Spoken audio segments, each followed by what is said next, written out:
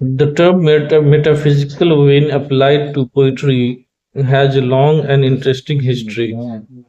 You should know this, but the information in Helen Granger's introduction to the metaphysical poetry Penguin publication is more than adequate. Luckily, you have no time in exam for a lengthy discussion. The examiner wants to see you discuss the text. Metaphysical poetry is concerned with the whole experience of man, but the intelligence, learning, and seriousness of the poems means that the poetry is about the profound areas of experience, especially about love, romance, romantic, and sensual, about man's relationship with God, the eternal perspective, and to a less extent about pleasure, learning, and art. Metaphysical poems are lyric poems. They are brief but intense meditation characterized by a striking use of wit, irony, and wordplay. Beneath the formal structure of rhyme, meter, and stanza is the underlying and often hardly less normal or formal structure of the poem's argument. Note that there may be two or more kinds of argument in the poem. For example, in his co-mistress, the explicit argument Marvell's request that the co-lady yield to his passion is a staking horse for the more serious argument about the transitoriness of pleasure. The outward levity conceal a deep seriousness of intent. You would be able to show how this theme of crepe time sees the lady. Time is made clear the third section of the poem. Reflection on love or God should not be too hard for you. Writing about a poet's technique is more challenging, but wit please any examiner, giving same time to each. While ending on technique would be ideal. Here are some suggestions as to how to look at the detail of individual poems under a very broad heading. Love in the poems. In Marvell, we find the pretense of passion into his co-mistress used as a page on which to hang serious reflection on the brevity of happiness. The definition of love is an ironic game, more a love of definition let loose. The poem is cool, lucid, and disappointable. If gently self-mocking, so you can move on to Donne, in whom passionate sexual love is examined with vigor and intensity. There are far too many suitable poems to consider all in detail, but the good morrow, the sun rising, and the anniversary belong together, while a nocturnal upon S. Lucy Day gives the other side of the coin. There is positive celebration of life in good morrow and others, while in the nocturnal we have the examination of complex negativity. Herbert and Vaughan both addresses man's love of God. Herbert and Marvell considered God's love of man. Herbert considers man's duty to God in the collar and the pearl, as does Marvell in the cordon.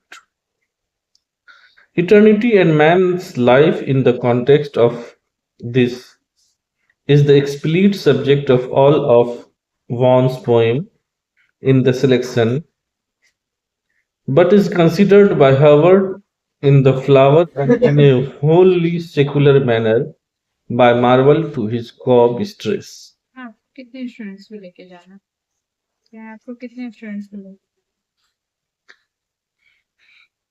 In terms of the whole poetry of these four, this small selection accurately reflects the arguable narrow preoccupation of Howard and Vaughan with religious question and the great variety of Marvell. The poem's argument, looking at the poet's technique, should perhaps begin with a consideration of argument. In a way, all of the poem have an argument, but it is interesting of striking in some or more than others. To his co-mistress, the light and the serious argument in one, the structure had v dot dot, but v dot dot, now therefore dot dot. A valediction for whiting morning, the structure as dot dot so. Therefore, such wit thou be to me. And the similarly to this of the definition of love.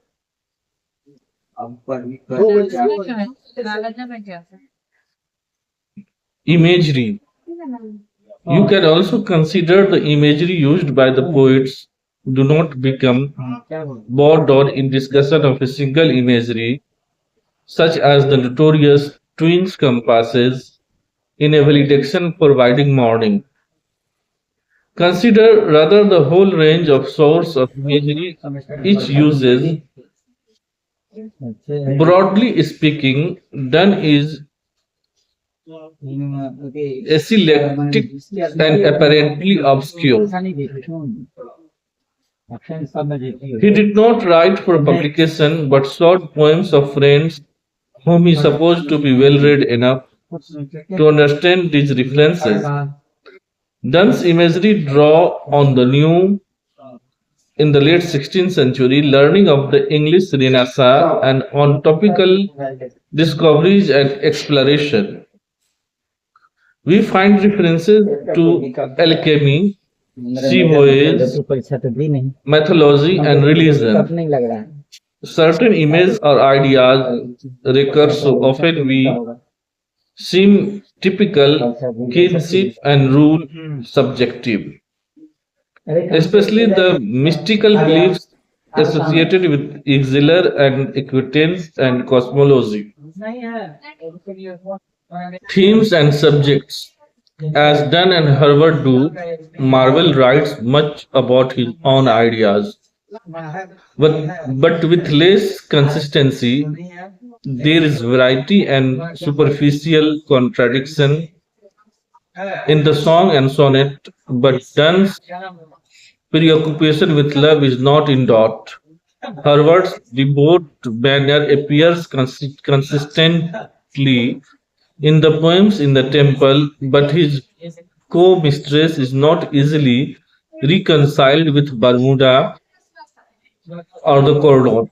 Marvell in all of these poems writes with lucidity and wit, yet there is often an element of detachment, perhaps best shown in the dispassionate clarity and word play of the definition of love.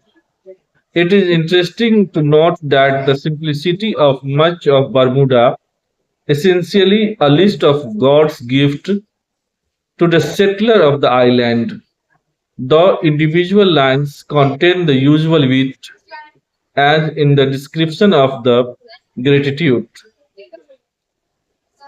As in the description of is explained by the device of making most of the poem a hymen of gratitude sung by the English sailor. Though Bond's exclusive religious view may repel us, we cannot ignore the clarity and directness of his style. The syntax is easy to the modern ear and unusual vocabulary is rare. He may open with an exclamation, happy those early days, or they are all gone in the world of light. The simple understatement employed by Herbert is more than matched in the world, which has one of the most striking openings of any English poem. I saw eternity the other night. I saw eternity the other night. It could be fairly argued that the poem does not wholly succeed in the account in detail. We can see how Vaughan works in tradition established for poetry by Donne and for devotional verse of Herbert. Thank you very much.